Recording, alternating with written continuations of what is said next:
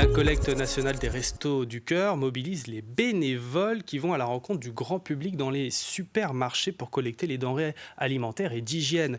Aussi, c'était le cas en Vendée, bien sûr, avec près de 9000 bénévoles inscrits au niveau national. Les besoins sont encore là.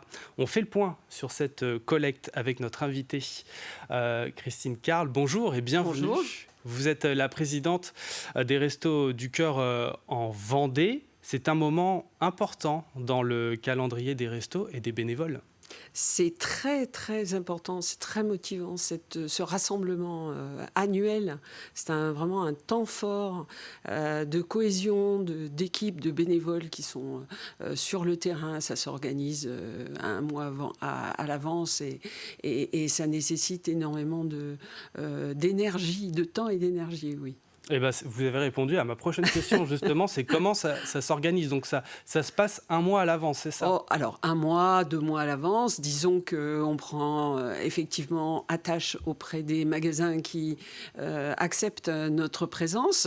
Ils sont quasiment tous d'accord, évidemment, la plupart du temps. Et il nous faut mobiliser tous les bénévoles pour aller sur un planning, pour organiser un planning. C'est loin d'être simple, entre des matinées, des après-midi, le vendredi et le samedi, et voire sur certains magasins le dimanche matin. Au-delà de ces actions de solidarité, on imagine aussi que c'est de vrais moments de partage. Ah, complètement. On a des moments de convivialité entre nous quand on commence à récolter, à peser, à ranger. On est tous très fatigués, mais c'est des moments géniaux. Quels sont les besoins au niveau du département en général ? Est-ce que les besoins sont plus grands si on regarde un petit peu au niveau national ou pas ? Alors en fait, les besoins, ils sont croissants. Malheureusement, ils sont croissants. C'est-à-dire que d'une année sur l'autre, on a eu beau, vous vous souvenez du message de notre président, on a resserré les barèmes. Malheureusement, on a dû refuser des personnes. Et malgré tout ça, nous avons de plus en plus de personnes qui frappent à la porte. Et donc nos besoins sont en constante augmentation. Et comment on l'explique ça ? Par l'explosion de la pauvreté.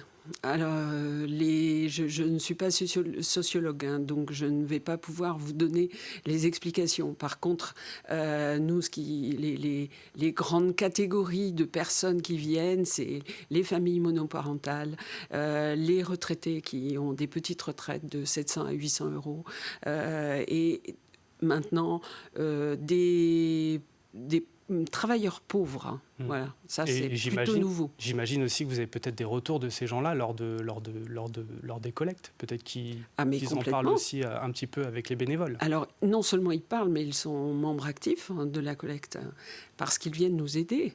Ils sont membres, c'est ce qu'on appelle les bénévoles d'un jour. Donc ils sont avec nous sur le terrain pour récolter les dons. Alors dites-nous tout, comment s'est déroulée cette collecte de début mars ? L'année dernière, vous avez récolté en tout 112 tonnes, c'est ça, de produits. Oui. Est-ce qu'on est sur le point de faire mieux ou pas ? Bien sûr qu'on fait mieux. Les Vendéens sont très généreux, les Français sont généreux. Donc on est effectivement sur une forte augmentation. Le chiffre définitif des denrées, je parlerai de la dématérialisation après, 126 tonnes. Donc vous voyez que l'augmentation est très significative. Et donc on est très heureux, parce qu'on est fatigué, mais on est très heureux du résultat. Et plus globalement, quels sont les produits qui ont été les plus récoltés en Vendée ? Alors, les plus récoltés, nous avons demandé aux Vendéens de cibler un petit peu plus, puisque la campagne nationale demande des produits pour bébés, par exemple, que nous n'avons pas demandé, puisque nous avons très peu de bébés en Vendée. Et puis après, ça a été les produits conserves, essentiellement plats cuisinés et légumes. Et on sait aussi, et on le rappelle souvent, de ne pas oublier les produits d'hygiène. Tout à fait. Est-ce que voilà, cette année, le message est passé ? Le message est passé. Donc vous avez récolté beaucoup plus de produits d'hygiène par rapport aux autres années ? Oui, on a vraiment ce qu'il faut pour tenir une année, et donc on en est très heureux. Il n'y a pas qu'en Vendée, bien sûr. Je Bien pense que sûr, c'est un petit peu bien sur sûr. sur C'est tous la les tendance territoires. nationale.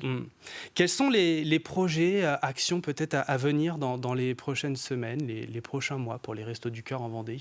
Alors en Vendée, on a pas mal de sujets, sujets immobiliers avec des centres comme Luçon par exemple, qui font l'objet d'une réflexion de déménagement. En fait, le sujet, c'est plus ça, c'est d'arriver à trouver des locaux qui nous permettent de pouvoir continuer à donner dans de bonnes conditions et de prendre soin aussi de nos bénévoles. Parce que je les remercie énormément. Tout ce travail ne serait pas possible sans nos 600 bénévoles vendéens. Bien sûr, il est important de le rappeler. Comment on fait pour avoir plus d'informations, justement, si on veut renforcer cette équipe de bénévoles en Vendée, pour vous aider? Comment on fait? Alors vous allez sur notre site.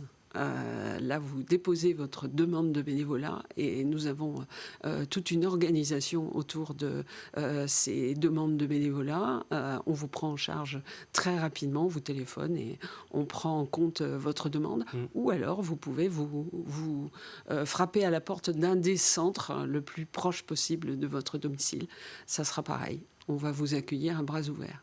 Et il y a peut-être d'autres collectes qui seront organisées? Alors, là, c'est plus difficile à dire puisque c'est en cours d'année, en principe septembre-octobre, quand on voit, on estime qu'on va pouvoir tenir ou pas jusqu'au mois de mars. On parlait du fait de vouloir devenir bénévole, mais si on veut justement en bénéficier de ces dons, comment on fait? Est-ce qu'il y a des conditions à remplir? Bon, on imagine que oui. Bien sûr, il y a des conditions à remplir. Il faut frapper à la porte, un petit peu comme les bénévoles, soit sur notre site, puisqu'il y a un mail qui arrive directement sur la messagerie de la présidence. C'est moi qui les reçois.